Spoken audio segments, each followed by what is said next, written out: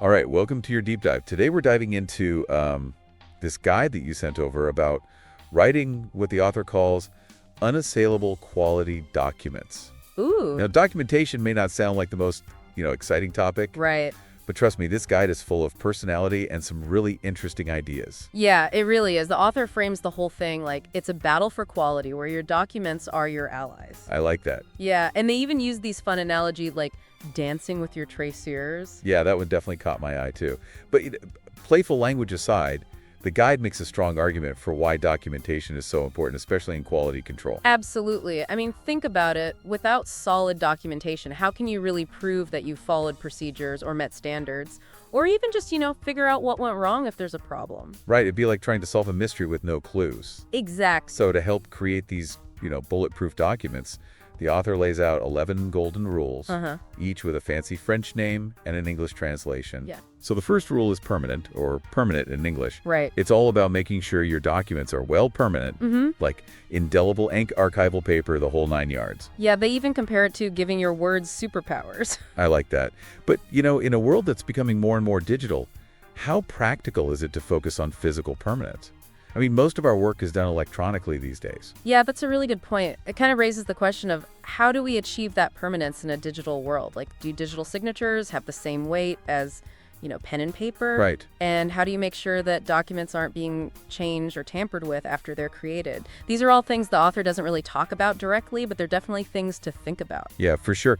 It makes you wonder, what are the consequences of not having that solid permanence? Have there been situations where a lack of proper documentation has caused some serious problems? Oh, absolutely. There have been, legal battles, product recalls, even safety incidents that all stem from poor or incomplete documentation. Wow. It just goes to show how important it is to get this right. Okay, so point-taken permanence is key, whether it's on paper or in the digital world. Yeah. So what's the next step in this journey toward unassailable documents? Well, rule number 2 is visible, which means readable in English. Okay. It's all about being clear and using good grammar and making sure that your documents are easy to understand. That makes sense. But the author says no to correction fluid.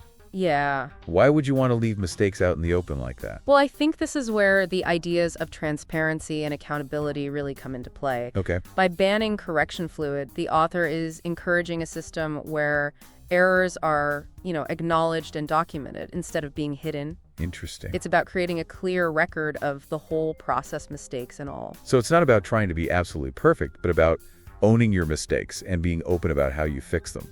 Exactly. It's like showing your work in math class even if you didn't get the answer right the first time. I like that analogy. It builds trust and shows that you're committed to accuracy even when things don't go as planned. And, this might seem like it contradicts the idea of permanence we were just talking about, Right. but it actually complements it. Think about it. If you can't erase your mistakes, you're more likely to be extra careful from the beginning. That's a good point. It creates kind of a system of checks and balances. Right. So you're encouraged to be accurate and thorough, but if you do make a mistake, you own it, you document it, and you move on. Precisely. And that leads us to rule number 3, which is exact, or exact in English. Of course. Here, the focus is on being really meticulous with your records and double-checking everything to make sure it's accurate. So it's not enough to just write things down. You have to be like a detective examining every detail to make sure it's right. Yeah. But how do you achieve that level of detail in a busy workplace? Isn't there a risk of things getting slowed down by all that double checking? Yeah, it's a valid concern. The author doesn't really address the potential downsides of this hyper-focus on accuracy, like how much double-checking is too much. Right. And when does it become more about over-analyzing things than carefully documenting them? These are all questions you'll need to consider when putting these rules into practice in your own work. Yeah, finding that balance between being thorough and being efficient is key. Definitely. And speaking of efficiency, rule number 4 seems to contradict that a little bit. It's immediate, or immediate in English. The author is all about documenting things in real time, capturing everything as it happens. Right. It's like having a pen with Wi-Fi constantly sending data. Exactly. But that may not always be possible, especially in a hectic work environment. Imagine trying to take detailed notes in the middle of a crazy situation. Yeah. Not exactly realistic. Right. And what about those times when you need to think about the information before you write it down? Sometimes that need for immediacy might lead to rushed or incomplete entries. Yeah, I think the main takeaway here is that while immediate documentation is the ideal, it's important to find a system that works for you and the specific demands of your job. Okay. Maybe it's a combination of quick notes in the moment and then more detailed entries later on when you have time. So it's about adapting the principle to your own situation.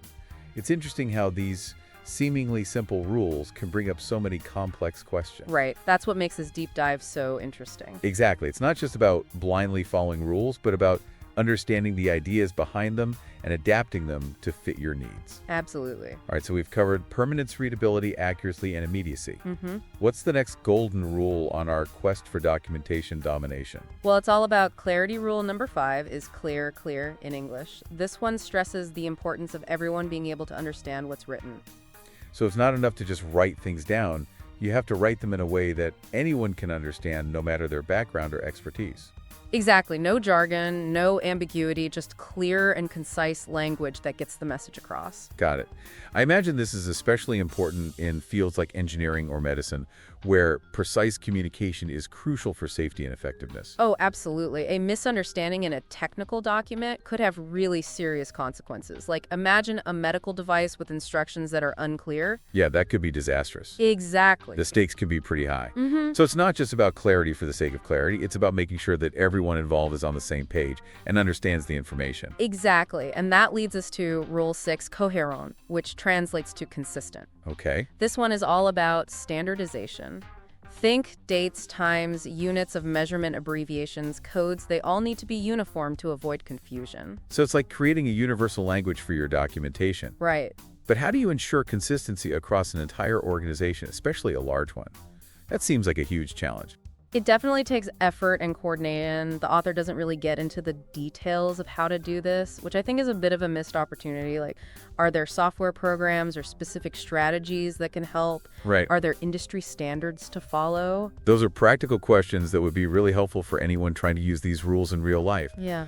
But I can see how having a consistent system would make things much easier in the long run. Absolutely. It streamlines the process and reduces the chance of errors caused by misunderstandings or inconsistencies. It's like having all your tools organized neatly in a toolbox. Exactly. You know exactly where to find what you need, and everything works together perfectly. Right. And speaking of completeness... Rule number 7, complete or complete in English. Fill in all the blanks, check all the boxes, leave no room for doubt. Right. The author stresses how important it is to capture all the necessary information, leaving no gaps or uncertainties.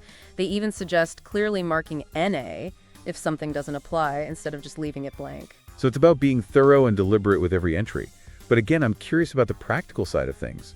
In a complicated project, how do you decide what information is truly necessary? When is enough enough? That's a good question. It takes good judgment and an understanding of the big picture. You don't want to overload the reader with irrelevant details, but you also can't leave out anything important. So it's about finding that balance between too much information and not enough. Right. It seems like a lot of these rules require some level of interpretation and adaptation. Yeah, for sure. It's not just about following a checklist. It's about understanding the ideas behind them and using them thoughtfully to fit your own situation. Okay, that makes sense. So on to rule number 8, direct, which means direct in English. This one seems to be all about getting to the point. Yeah, the author suggests cutting out any extra steps in the documentation process. No drafts, no sticky notes, just straight to the point. Interesting. It's like your words are superheroes heading straight to their destination without any long origin stories. I love that analogy.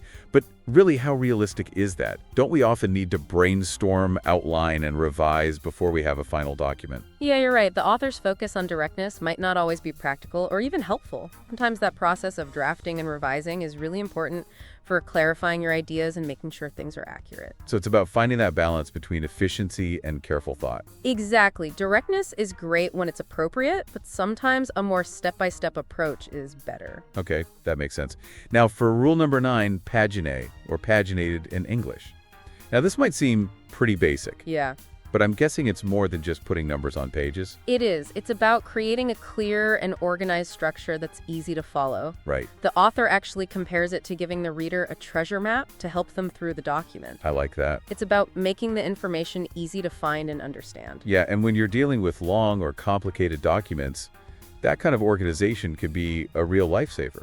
It's the difference between feeling lost and following a clear path. Exactly. It's about respecting the reader's time and making the information as easy to digest as possible. So we've got permanence, readability, accuracy, immediacy, clarity, consistency, completeness, directness, and pagination. Wow, that's a lot. We've covered a lot of ground. We're making good progress on our quest for those unassailable documents. What's up next? Well, rule number 10, référencé, or referenced in English, seems to take a bigger picture view.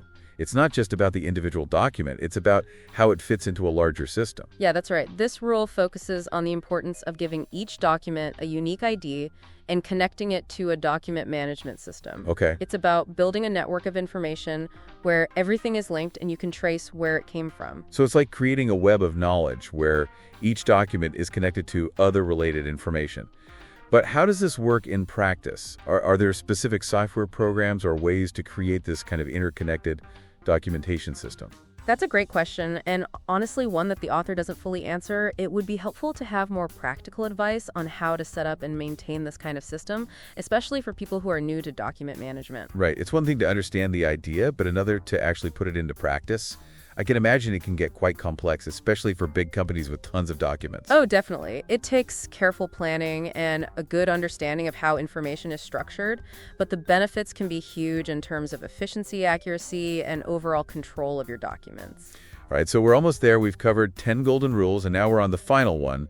Rule 11 is véridique, which translates to truthful in English. Okay. This one seems pretty straightforward. At its core, yes. It's about being honest and accurate in your documentation with signatures serving as verification. Right. But it also emphasizes the importance of those signatures being legitimate and verifiable. So it's not just about signing your name. It's about taking responsibility for the truth of the information.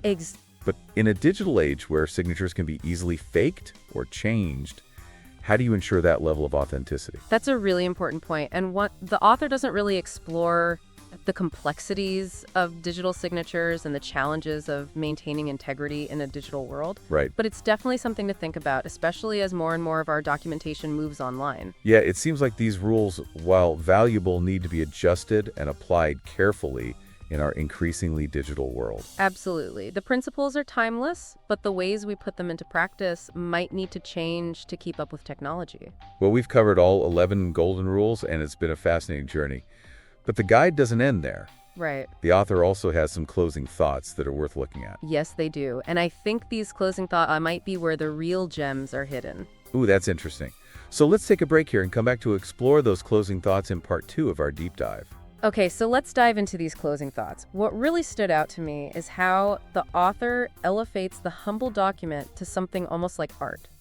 They talk about how these rules can turn documents into, works of art and pillars of quality. It's a really interesting way to think about something that we usually see as boring or just paperwork. Right. It's like those spreadsheets and reports suddenly have the potential to be masterpieces. Exactly. And I think that change in perspective is really important. Yeah. If you approach documentation as a skill, something that takes effort and care, it changes how you view the whole process. Absolutely. It's not just about filling in blanks anymore. It's about creating something meaningful, something that shows the integrity and quality of your work. Right. Then that brings us to the author's final point, which is really powerful. Okay. They say that the integrity of an entire system depends on the words we write. Wow, that's a big statement. It puts a lot of weight on those seemingly ordinary documents. It does. It really highlights how important clear, accurate, and truthful documentation is for building trust and making sure people are accountable. In a complex system like a manufacturing process or a healthcare system or even just a team working on a project, everyone relies on documentation to understand what's going on, who's responsible for what, and what the standards are. Right. It's like the glue that holds everything together. If the documentation is weak or unreliable, the whole system can fall apart. Exactly. And that's why the author encourages us to treat every document with a sense of responsibility and craftsmanship. It's about recognizing that our words have power and they can really impact the quality and integrity of the work we do. Okay, so we've explored all 11 golden rules and we've looked at the author's inspiring closing thoughts. But let's bring this back to you, the listener. How can you use these ideas in your own work, even if you're not dealing with technical or regulated documents? That's a great question. Think about the documents you create every day, emails, reports, presentations, even just notes to yourself. Do they meet those standards of clarity, accuracy, and completeness? Right. Could they benefit from a little more structure or a bit of that permanent power we talked about? It's not just about formal documents. It's about applying these principles to all kinds of written communication. Exactly. Even in a casual email or a quick note, those principles of clarity, accuracy, and completeness can make a big difference in how your message is received and understood. It can affect your credibility, your efficiency, even your ability to build trust with others. Right. And while you might not need to worry about indelible ink or archival paper for every note you take, those underlying principles of permanence and integrity are still important.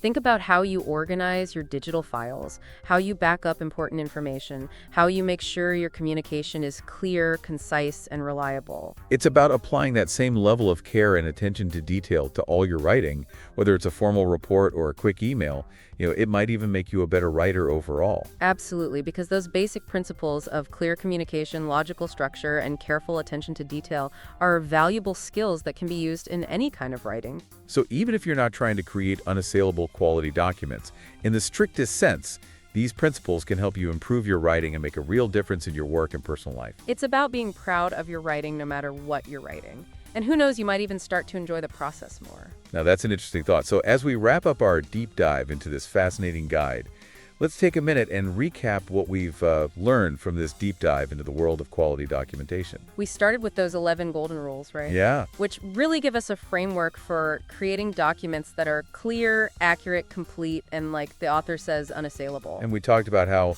those rules, even though they come from traditional methods, can be adapted and used in today's digital world. Yeah, and we also looked at the author's inspiring closing thoughts, the ones that elevate the humble document to something almost artistic. Right, a real testament to the quality and integrity of our work. Exactly. It reminds us that even with all the, quick digital messages we send these days, those carefully written words still have a lot of power. They're the foundation of trust and accountability and excellence in any system. So as you go back to your work, writing reports, sending emails, even taking notes, remember those principles we discussed. Yeah, think about how you can make your writing clearer, more concise, and more impactful. How can you ensure that your words are not only accurate, but also show the integrity and care you put into your work? And remember, you don't have to be working in a super regulated environment to benefit from these principles. Yeah, they can apply to any kind of writing. Emails, reports, anything. Helping you communicate, better build trust, and make a lasting impression. So keep those pens sharp, keep those minds engaged, and keep those words flowing. Love it. Thanks for joining us on this deep dive. Until next time, may all your documents be masterpieces.